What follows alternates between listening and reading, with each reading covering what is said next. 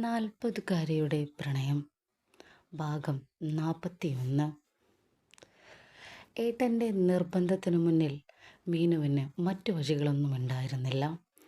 അതുകൊണ്ട് തന്നെ ജയ്ക്ക് ഡ്രസ്സ് വാങ്ങാൻ മീനു തീരുമാനിക്കുന്നു. അത് നൽകാനായി മീനു സൂപ്പർ മാർക്കറ്റിൽ എത്തുകയും ചെയ്യുന്നു. സൂപ്പർ മാർക്കറ്റിൻ്റെ പുറത്ത് കാർ പാർക്ക് ചെയ്ത് മീനു ജയ്യെ വിളിക്കുന്നു. ജയ് ഫോൺ എടുക്കുന്നു. ഹലോ ഹലോ ഞാനാണ്. മനസ്സിലായി. എന്താ? ഒന്ന് പുറത്തേക്ക് വന്നേ. പുറത്തേക്കോ? എവിടെ പുറത്തേക്കോ? നീ ഇപ്പോൾ സൂപ്പർ മാർക്കറ്റിലല്ലേ? അതെ. പുറത്ത് വാ, ഞാൻ കാറിലുണ്ട്. എന്തിനാ? വരാൻ പറഞ്ഞാൽ വന്നാൽ മതി. ഒരുപാട് ചോദ്യം ചോദിക്കാൻ നിൽക്കണ്ട. എനിക്കിവിടെ ജോലിയുണ്ട്. വിളിക്കുമ്പോൾ വരാൻ.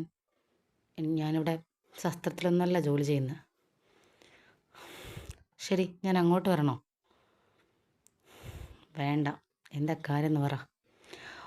നേരിട്ട് കണ്ട് പറയാനുള്ളതാ, അതുകൊണ്ട് വന്നേ പറ്റൂ. ഞാൻ വരാം. മീനുവിൻ്റെ ഫോൺ കട്ട് ചെയ്ത് ജയ് സൂപ്പർ മാർക്കറ്റിൻ്റെ പുറത്തേക്ക്. അവിടെ സൂപ്പർ മാർക്കറ്റിൻ്റെ ഫ്രണ്ടിലായി തന്നെ പാർക്ക് ചെയ്ത മീനുവിൻ്റെ കാറിലേക്ക് ജയ് എത്തി. കയറ്.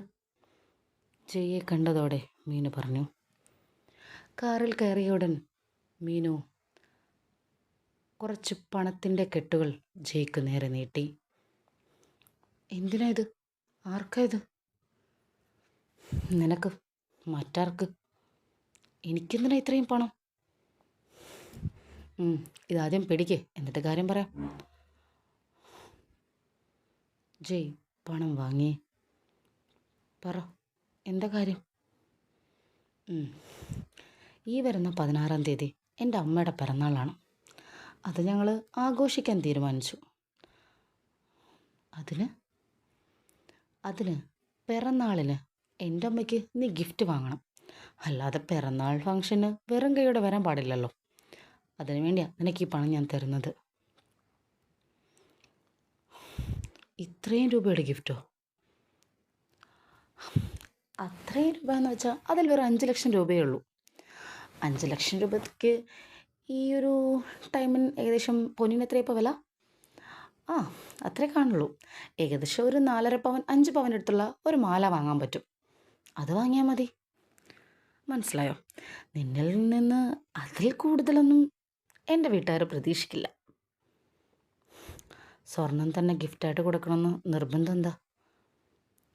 അത് പിന്നെ സ്വർണത്തിൽ കുറഞ്ഞ എന്ത് കൊടുക്കാനാ? അത്രയെങ്കിലും കൊടുക്കണ്ടേ?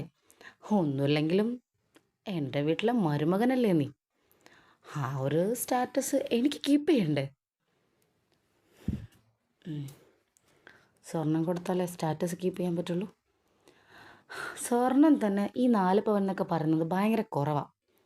പിന്നെ അതിൽ കൂടുതലൊന്നും നിന്നെ കൊണ്ട് പറ്റില്ല എന്ന് എൻ്റെ വീട്ടുകാർക്കറിയാം. അതുകൊണ്ട് പിന്നെ ഞാൻ അത്രയും കുറച്ചെന്നേ ഉള്ളൂ. നിന്നെപ്പോലെ ദരിദ്രവാസിയായിട്ട് ദാരിദ്ര്യ രേഖയ്ക്ക് താഴെക്കോൾ ജീവിക്കുന്നവർക്ക് ഇത് സ്വപ്നം പോലും കാണാൻ പറ്റാത്ത തുകയാണെന്ന് എനിക്കല്ലേ അറിയുള്ളൂ. എൻ്റെ വീട്ടുകാർക്ക് കറക്റ്റുള്ളത് എൻ്റെ സ്റ്റാറ്റസ് അറിയില്ലല്ലോ. അപ്പോൾ പിന്നെ അവർ ഇത്രയൊക്കെ പ്രതീക്ഷിക്കും. അതുകൊണ്ട് ഞാൻ വാങ്ങിയെന്നേ ഉള്ളൂ. മീനുവിൻ്റെ വാക്കുകൾ അത് ജയ്ക്ക് അല്പം വേദനിച്ചു. എങ്കിലും ജയ് ഒന്നും മറുപടി പറഞ്ഞില്ല. അത് മാത്രമല്ല, ദാ ഇത് പിടിക്ക്. ഇതെന്താ? അന്ന് വരുമ്പോൾ നിനക്ക് ധരിക്കാനുള്ള ഡ്രസ്സ് ഞാനങ്ങ് വാങ്ങി. ഇത് ധരിച്ച് വേണം നീ വരാൻ. എനിക്ക് അത്യാവശ്യം ഡ്രസ്സുണ്ട്, ഞാൻ അത് ധരിച്ചോളാം. നിനക്കുള്ള ഡ്രസ്സ് എത്ര രൂപയുടെ ഷർട്ടൊക്കെയാണെന്ന് എനിക്ക് ഊഹിക്കാം. അതുപോലെ ഡ്രസ്സൊക്കെ ധരിച്ച് ഞങ്ങളുടെ വീട്ടിലൊരു ഫംഗ്ഷന് വരാൻ പാടില്ല. നിനക്കറിയാവുന്നതല്ലേ എൻ്റെ സ്റ്റാറ്റസ് എന്താണെന്ന്. അവിടെ വരുന്ന ഒരാൾ പോലും നീ ഇട്ടിരിക്കുന്ന ഡ്രസ്സ് പോലുള്ള വസ്ത്രങ്ങളൊന്നും ധരിക്കില്ല. ബ്രാൻഡഡ് ഡ്രസ്സുകളല്ലാതെ ഞങ്ങളുടെ ഫാമിലിയിൽ ആരും യൂസ് ചെയ്യാറില്ല. അങ്ങനെ ഒരു ഡ്രസ്സിങ് അല്ലാത്ത ഒരുത്തം വന്നാൽ എല്ലാവരുടെയും ചോദ്യം അവനാര് എന്നുള്ളതായിരിക്കും. പിന്നെ നിന്നെ പരിചയപ്പെടുത്തണം. എന്തൊക്കെ തലവേദനകളാ. അങ്ങനെ വേറിട്ട് നിന്ന് നീയൊരു പൊതു ചോദ്യമായിട്ട് അവിടെ വരും. അതിനെനിക്ക് തീരെ താല്പര്യമില്ല.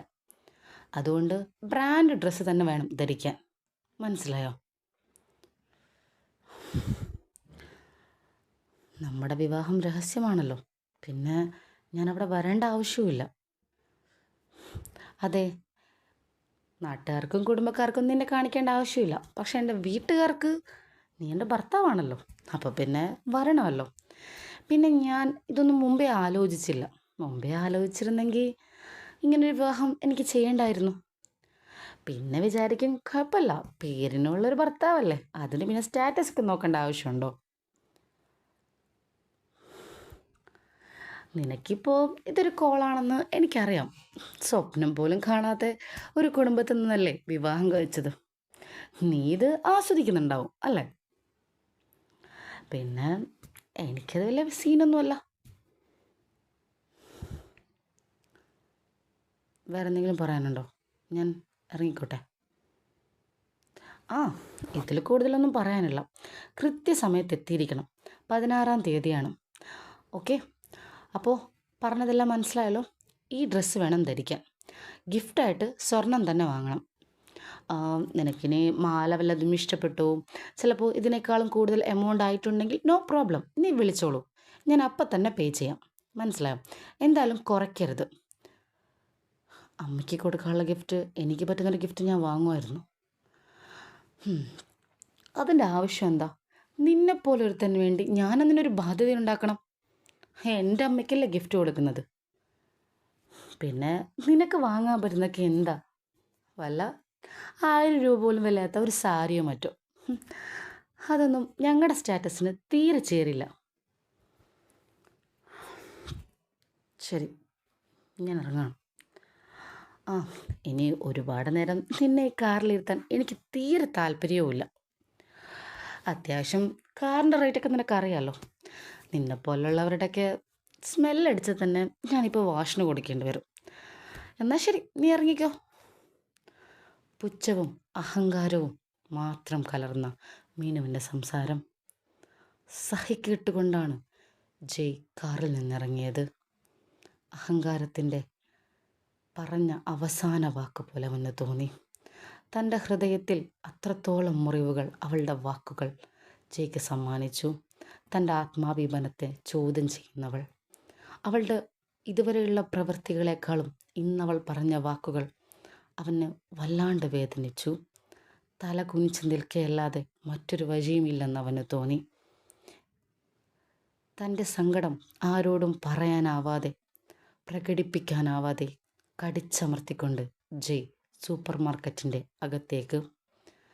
ഹൃദയത്തിലേറ്റ മുറിവുകൾ നിയന്ത്രിക്കാനാവാതെ ജയ്യുടെ കണ്ണുകൾ അറിയാതെയെങ്കിലും ഒഴുകാൻ തുടങ്ങി. തൻ്റെ കണ്ണുനീർ ആരും കാണാതെ ഒളിപ്പിച്ചു വെച്ചുകൊണ്ട് ജയ് അകത്തേക്ക് കയറി.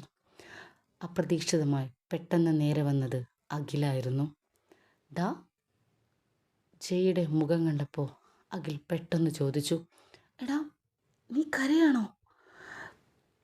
ജയ്ക്ക് മീനു കൊടുത്ത വാക്കുകളിലുള്ള വേദന താങ്ങാൻ പറ്റുന്നുണ്ടായിരുന്നില്ല. അതുകൊണ്ട് തന്നെ ജയ് പൊട്ടിക്കരഞ്ഞു. തനിക്കിത് സഹിക്കാൻ പറ്റുന്നതിനപ്പുറത്താണ്. അഖിലിനെ ചേർത്ത് പിടിച്ചു. ഡാ, എന്താടാ, എന്താ പറ്റിയേ? എടാ, എനിക്ക് പറ്റുന്നില്ലടാ. എടാ, കാര്യം പറ, എന്താ പറ്റിയേ? എവിടുന്നാണ് നിനക്ക് ഇത്രയും പൈസ? എന്താ ഇത്? എന്താ കാര്യം? എന്നിട്ട് നീ എന്താ കരയുന്നേ? പ്ലീസ് എടാ, ഇപ്പൊ ഒന്നും ചോദിക്കല്ലേ. എടാ നീ വാ, ആരും കാണണ്ട. അഖിൽ ജയേയും കൂട്ടി അകത്തേക്ക് നടന്നു, ആരും തങ്ങളെ ശ്രദ്ധിക്കാതിരിക്കാൻ വേണ്ടി. ഈ ഭാഗം ഇഷ്ടമായാൽ ലൈക്ക് ചെയ്യാനും സബ്സ്ക്രൈബ് ചെയ്യാനും മറക്കല്ലേ. അടുത്ത ഭാഗം ഉടൻ വരും.